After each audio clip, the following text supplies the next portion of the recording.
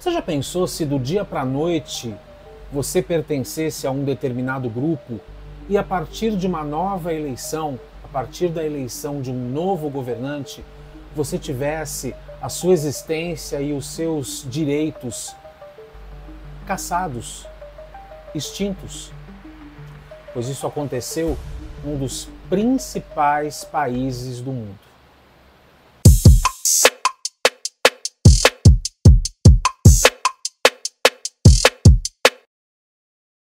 Oi gente, tudo bem? Que bom que você está por aqui. Já que você chegou, fica à vontade. Eu sou o Celso Bandarra, ator, jornalista, roteirista, criador e produtor de conteúdo. E hoje eu venho falar de um assunto que, sim, mexe com todos nós. De alguma forma, sim, ele mexe com todos nós. E eu já quero adiantar dizendo que esse vídeo, por mais que tudo o que a gente faça seja política, né, as nossas atitudes, a roupa que a gente veste, a forma como a gente se dirige às pessoas, não deixa de ser um ato político, uma posição política. Mas esse vídeo não tem o viés político no sentido de julgar se alguém é de esquerda ou de direita. Eu vou falar da eleição do presidente Donald Trump, que já havia sido presidente dos Estados Unidos e foi reeleito. Assim que ele tomou posse, ele tratou de publicar 10 medidas, 10 ordens administrativas em que ele cassou, cancelou, retirou questões básicas, particularmente para a comunidade LGBTQIAPN+. E ele disse, entre outras coisas, que ele só vai considerar o sexo masculino e o feminino, que só existem dois tipos de gênero, o masculino e o feminino. Queira a gente ou não, concorde a gente ou não, não dá para olhar o mundo dessa forma, porque isso não é verdade. As pessoas podem não aceitar, mas elas têm que respeitar que existem, por exemplo, pessoas transexuais, homens transexuais e mulheres transexuais. E que esse grupo, particularmente, está entre a população que mais perdeu com as mudanças feitas pelo atual presidente dos Estados Unidos, que é um país que reverbera para o mundo. A gente sabe disso. Entre as ordens administrativas, eu estou aqui com algumas delas, ele estabeleceu a eliminação de programas de diversidade, equidade e inclusão no setor público. Ele, por exemplo, proibiu o financiamento federal para cuidados médicos de transição de gênero. Quer dizer, aí entra numa questão de saúde.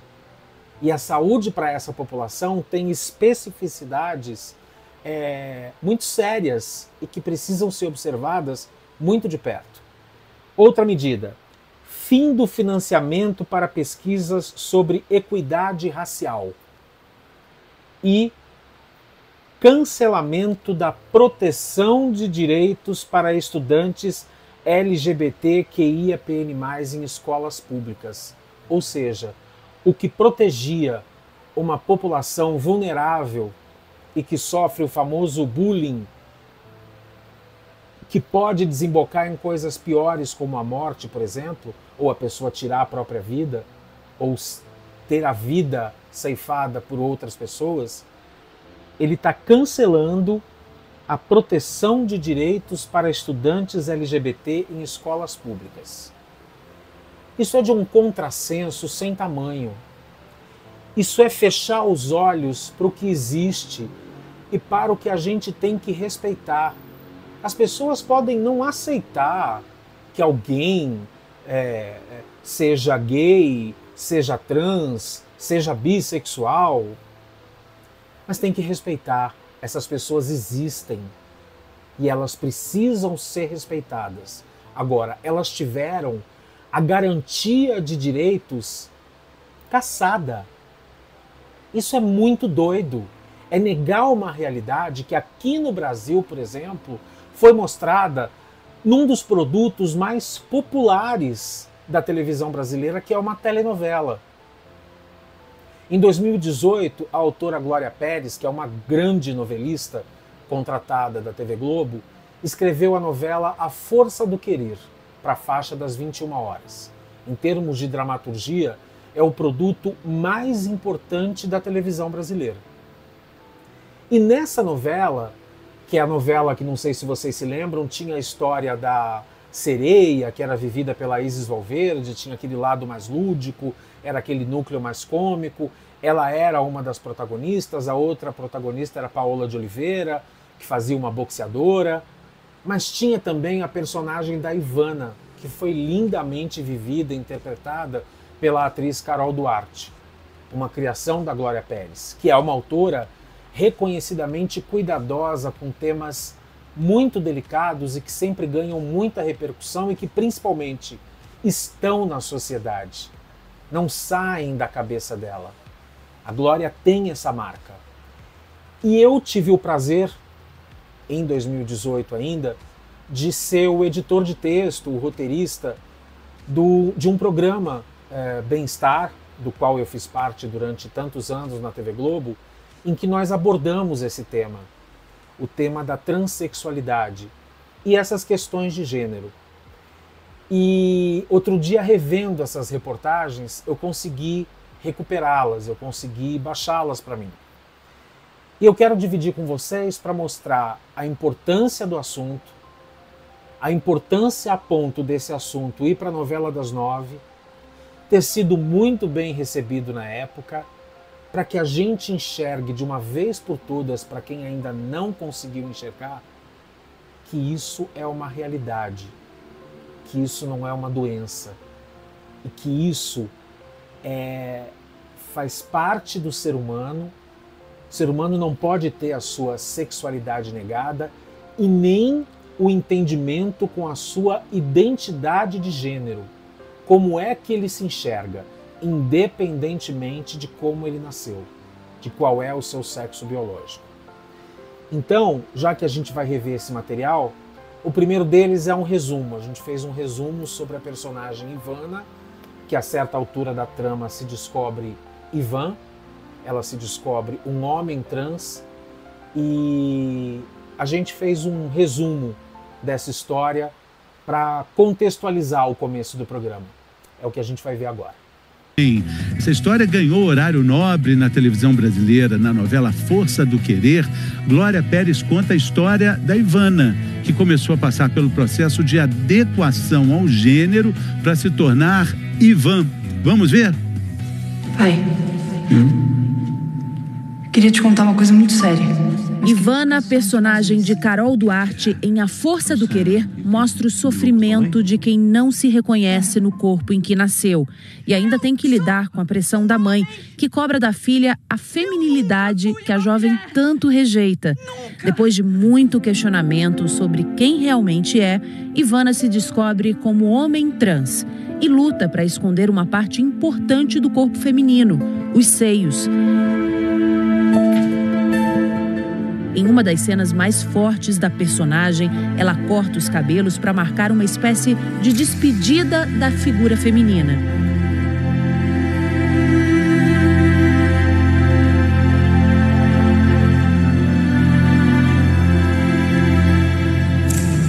E começa a aplicar hormônios por conta própria. Ivana então consegue na justiça mudar o nome e passa a se chamar Ivan. Apesar da alegria por finalmente descobrir quem é, Ivan enfrenta o preconceito e a resistência de muita gente, principalmente dentro de casa. Que aberração é essa, Ivana? O que foi que você fez com você? Eu só descobri qual é o meu problema, só isso. Que problema? Que problema que você tem na vida, que você teve? O problema, tio, o problema é que eu nunca fui uma mulher. Essa última fala da Ivana, vivida pela Carol Duarte, é muito forte, né? É muito forte. Ela nunca se viu mulher, ela nunca foi mulher, ela não é mulher. E a novela é muito incrível porque ela mostra, sem pressa, ao longo de 9, 10 meses, não sei exatamente quanto tempo teve a novela, como é que isso se deu. E a novela é muito bonita. Bom, tanto é uma realidade, tanto isso é normal e tanto a gente tem que respeitar e olhar para os lados se a gente não conhece para conhecer, que a gente, enquanto jornalismo, nós fomos atrás de personagens da vida real. E a gente achou, de certa forma, uma Ivana da vida real, que se transformou em Ivan. E aí a gente chegou na história do Caleb. O Caleb é um homem trans que sofreu muito com a sua identidade de gênero, não se reconhecia como mulher, não se via como mulher, e ele, na época da reportagem, ele tinha acabado de dar um passo muito importante, que era a remoção da mama.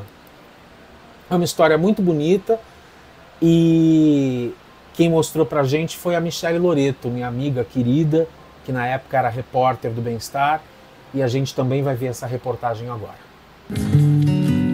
A gente encontrou o personagem principal dessa história 3 dias depois de fazer a mastectomia, que é a retirada total da mama. A gente, meninos trans, mulheres trans, a gente não se sente no corpo que a gente nasce, se sente num outro corpo. E eu nunca me senti à vontade tanto com a minha parte genital, como o meu corpo em geral. A cirurgia marcou uma etapa decisiva para que ele se despedisse definitivamente da Fernanda para se tornar o Caleb. A remoção dos seios veio depois dele tomar testosterona por 3 anos. As mudanças começou pela voz, depois começou um pouco a textura da pele, o cheiro da pele começou a mudar também. Os ombros começou a enlarguecer e aqui ficar mais fino, né? O Caleb, que hoje tem 26 anos, lembra que desde os 4 anos já se sentia diferente. Brincadeiras, né? Assim, de meninas eu fazia bem menos, era mais brincadeira de meninos. Soltar pipa, soltava escondido, né? Pra minha família não ver, porque no começo foi muito difícil, não contei pra eles.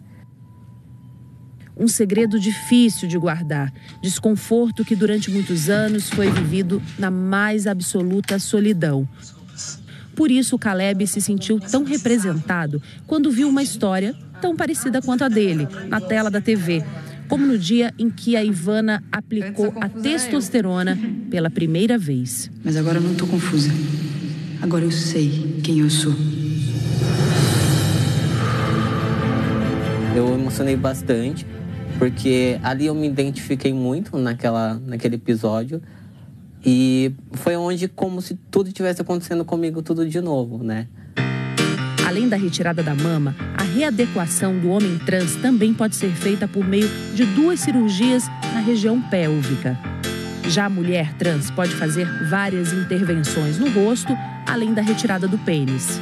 A gente pode deixar o rosto mais fino, fazer uma cirurgia na região frontal para diminuir e deixar com traços mais delicados, fazer a rinoplastia para deixar um nariz mais fino, um nariz mais feminino, e também a tireoplastia para reduzir essa porção, a porção do gogó da cartilagem tireoide da paciente. Mas os especialistas fazem questão de lembrar. A mulher trans, ela continua com próstata. Ela continua tendo próstata, então todos os exames regulares de homem prostáticos devem ser realizados.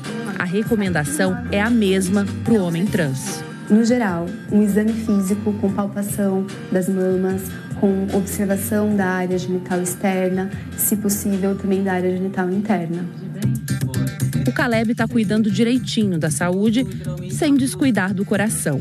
Há 1 ano e meio, ele e a Jennifer, uma mulher trans, se apaixonaram e decidiram ficar juntos. A Jennifer, eu sempre vi ela como mulher e sempre vou ver ela como mulher. O amor, ele fala mais alto, né? Então, quando existe amor, o amor supera qualquer coisa. Só que fácil, eles sabem que não vai ser. Ainda tem preconceito. Muito Mesmo pouco. sabendo toda a história, ainda vão ter pessoas que vão ter muito preconceito.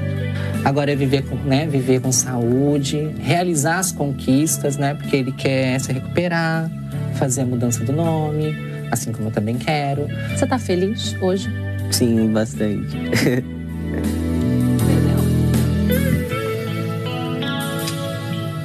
Agora vocês vejam a carga de preconceito que o Caleb enfrenta, né? E a Jennifer.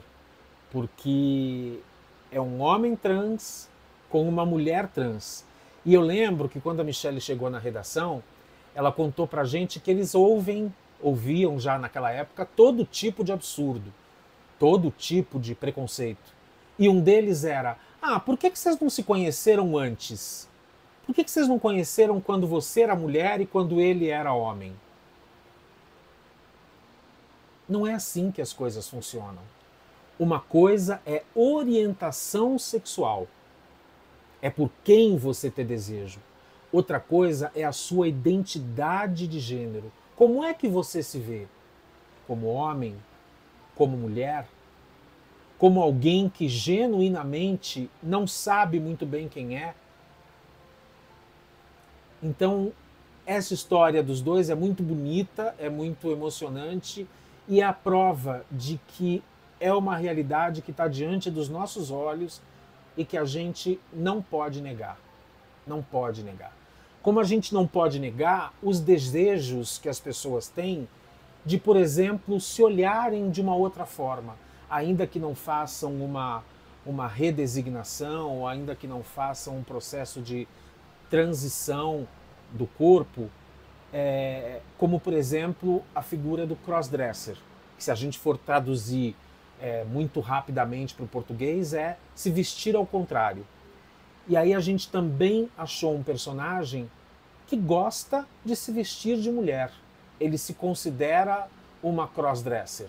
Ele se considera alguém que nasceu homem, que vive a sua vida comum como homem, mas que gosta de se ver numa figura feminina.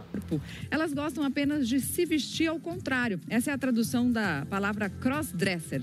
Michelle Loreto mais uma vez. Uma mulher que de vez em quando gosta de se vestir como homem. Um homem que volta e meia usa roupa de mulher. E isso não tem nada a ver com a preferência sexual deles, nem com a vontade de que essa transformação dure para sempre. Uma pessoa que tem o desejo de usar roupas e acessórios associados ao sexo oposto é crossdresser.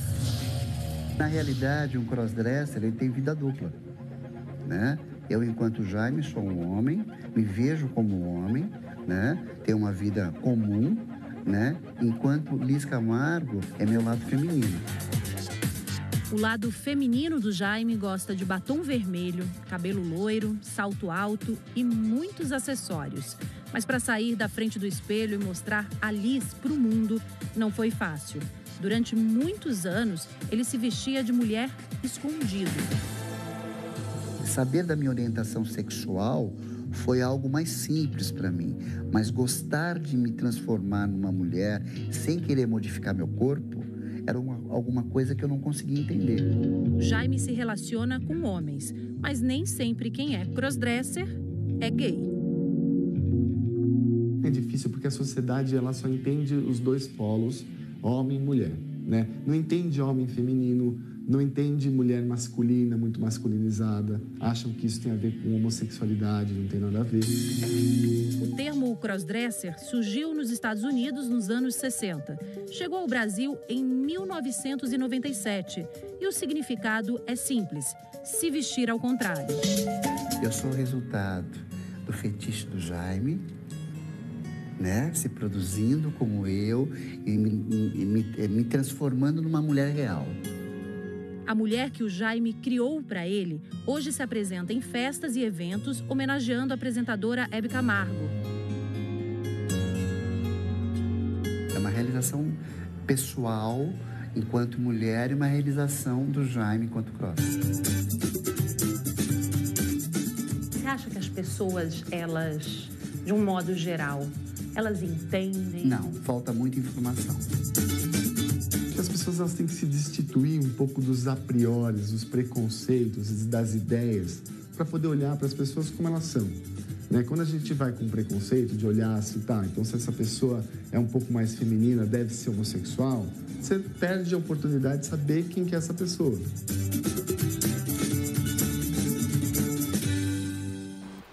E a última reportagem que a gente vai ver fala de um universo que talvez seja o mais aceito, apesar de que, como eu disse, você não tem que aceitar ou não, você tem que respeitar. Mas é um universo de glamour, de festa, de graça, de humor, e importante dizer que por trás dessas pessoas existem histórias, existem seres humanos, existem artistas. Eu estou falando das drag queens. E nesse programa especial que nós fizemos a partir da discussão trazida pela novela A Força do Querer, nós fomos conhecer duas drag queens muito famosas, principalmente aqui em São Paulo e no Brasil também, porque fazem programas de televisão, já participaram de programas de humor ou de programas de entretenimento. E é o que a gente vai ver agora. Amor, bom humor, alto astral, é a drag queen, né, Mari? E mais uma vez, quem dá vida ao personagem não tem nada a ver com orientação sexual de quem interpreta o personagem. Michelle Loreto, mais uma vez, vai explicar isso pra gente. Silvete Montilla e Lorelai são drag queens de gerações diferentes. A Lorelai foi criada há 13 anos. Lorelai! O carnaval. Já foi jurada do programa Amor e Sexo e tá bombando na internet. Vou aqui abrir meu coração com vocês. Gastei R$70 nessa caneta, juro pra você. Silvete vem de uma trajetória de 30 anos de sucesso em shows, teatro e na TV. Já participou de programas da Globo, como Toma Lá da Cá. Que mulher é essa que tá lá em casa? E aí? Charuba Massad, muito prazer. Dona Charuba, a senhora é marroquina? Não, eu sou de Bangu. O que mudou daquela época para hoje é que hoje a visibilidade, hoje elas estão na televisão, no cinema, no teatro, fazendo festa, fazendo tudo, entendeu? Isso é legal. Drag queen é um ator, né, que vai fazer uma personagem, uma persona drag, que normalmente é uma mulher mais estereotipada, um pouco mais exagerada e que vai ter um jeito, vai ter uma característica, uma personalidade bem específica. Para você entender como nasce uma drag queen, o Bem-Estar gravou a Lorelai surgindo bem na nossa frente. O que o Danilo faz com a maquiagem, todos os apetrechos que as mulheres conhecem bem, é impressionante. E não termina aí. O toque final vem com a roupa, a peruca, o salto alto e as unhas bem trabalhadas. Quando eu me vejo, eu gosto, mas sabendo que esse não é meu corpo. Você, em algum momento da tua vida, você quis ser mulher? Quis ser mulher, não. Mas eu já me perguntei. Será que o fato de eu gostar tanto de ser drag faz com que eu queira ser mulher? E é comum pessoas descobrirem que se sentem mulheres a partir da drag queen, mas comigo não. A matéria-prima da Silvete não é diferente. Muitas perucas, joias, cílios enormes. É muita coisa, né? As pessoas acham que é só chegar, pá, espelho, espelho meu. A sutileza dos detalhes está numa prótese que imita os seios com perfeição. Quando eu era mais nova, meus amigos falavam, a Silvete vai virar travesti. Silvete vai pro peito, vai tomar hormônio, como elas começam. E nunca. Porque eu sempre fui o que eu queria ser, eu sempre soube o que eu queria. Adorava me vestir de mulher nas festas, nos eventos. E isso virou um trabalho. Silvete e Lorelai têm estilos diferentes. Em comum, o apoio que sempre receberam da família. A minha maior surpresa foi ver mesmo a minha avó, mãe da minha mãe, lidar com isso de maneira assustadoramente normal, sabe? Aí foi que eu pensei, uma senhora com mais de 70 anos, né, tratando isso com uma naturalidade bastante incrível. E ela te ajuda? Sim, ela faz minhas roupas, né? Tinha uma cartinha que eu guardo até hoje. Filho, o pai te ama e você não sabe a emoção de você poder compartilhar um momento da sua vida linda com a gente.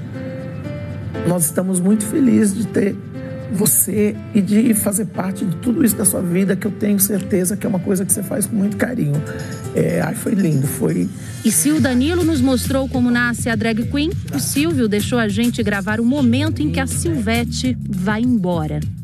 Silvio é o ser humano que dá vida a Silvete Montilla. Drag queen não tem a ver com ser homem ou mulher. Drag queen é uma construção de um personagem. Ponto.